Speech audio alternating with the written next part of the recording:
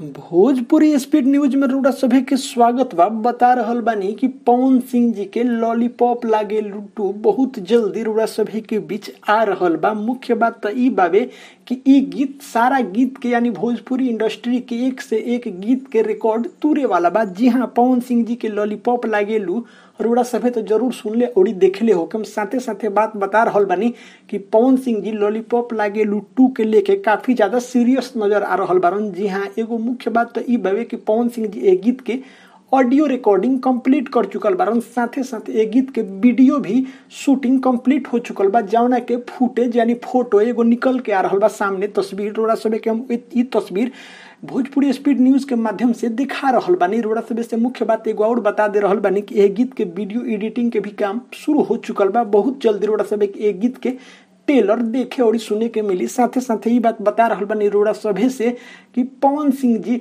बहुत ज्यादा इस गीत के लेके सीरियस नजर आ रहल बारन। जी हाँ, ई रोड़ा सभे के न्यूज खबर कैसन लागल रोड़ा सभे कमेंट करके जरूर बताएं। साथे साथे ये यूट्यूब चैनल के सब्सक्राइब अगर अभी तक नहीं करिए तो देर ना करी, फटाफट सब्सक्राइब कर दी, बगल में बेल आइकन दबा दी। साथे साथे वीडियो के ढेर सारा लाइक कर दें और अपने दोस्त यार में शेयर कर हरगिज ना भूलें। धन्यवाद।